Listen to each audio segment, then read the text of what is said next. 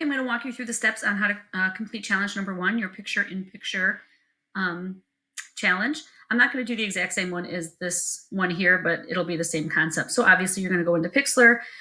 You may want to go to Google first and Google person holding a mirror to find an image, save it to your computer, and then also find an image that you want to put into the mirror. Okay, so a search for a person looking into a mirror. So if you just go person holding a mirror, which I already did, and you go to images, okay, you're going to see there are tons of different images that you can choose from. Okay, so go ahead and choose one of those. I'm going to go into Pixlr, and I'm going to open a new one. So I'm going to create new, and I'm just going to make sure it's full HD. Yes, create it. I'm going to add an image layer. So I'm just going to hit a plus here and go to image. And my image is going to be this person holding a mirror. Okay, I'm going to zoom in a little bit because we need to delete the inside of this mirror. So there are a couple things you can do. You can try the magic wand. Now there's so many different colors that I don't think the magic wand's going to work well, but if I click on it, I can hit backspace and see if it'll get rid of areas like that. You can use the eraser and you can erase. Okay, one thing that I would suggest, if we deselect before the eraser will work, one thing that I would maybe suggest doing is use the cutout instead of the eraser. And then I'm just going to go ahead and use the draw mask. And then this red, notice it takes this away. Now, the reason that I want to use this method instead of the eraser is, let's say I accidentally erase the frame. Oh no, well, with the eraser, you can't get it back.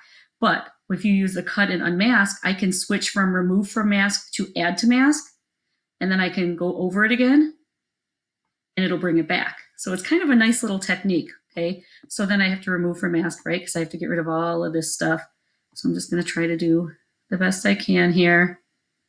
And sorry that I could have had it done already and move forward so you could have saw the rest of this, but basically you're going to go through, and I would definitely zoom in and go really close to the edges and make sure that, oops, see, I probably took a little too much there, but that's okay. I want this to look really good. So I hope when you're doing it, you're going to take more time, zoom in along your edges, make sure you're doing a really good job along the edges of erasing. And you obviously change your brush size if you need to. Let's just pretend that that's perfect. Okay, obviously I would zoom in and I would clean this up along the edges a little bit, but just for the sake of time. Okay, now I have to bring in that other layer. I'm going to add it as an image, so plus sign, image layer. And I'm bringing in these tulips. Okay, so obviously first we have to size it. So I'm just going to, what did I do with it? Let's go to Control Z because I have no idea where it went. Okay. Let's keep going with the size. And then what I'm going to do is, this is a little helpful hint so I can see if it fits into the mirror okay.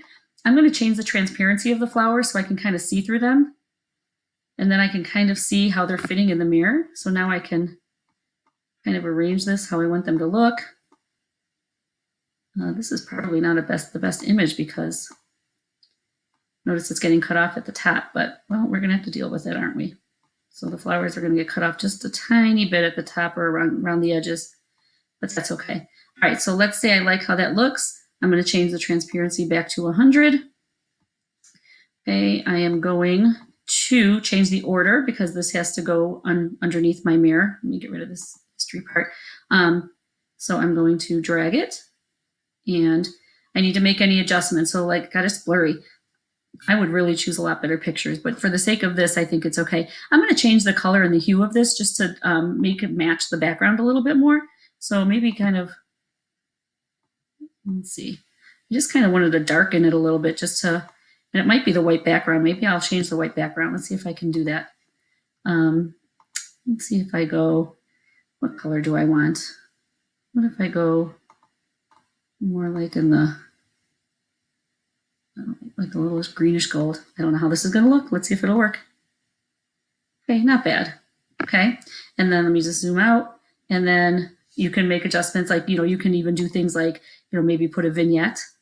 Vignette, it puts like the little black around the edges there, around the edges of a picture.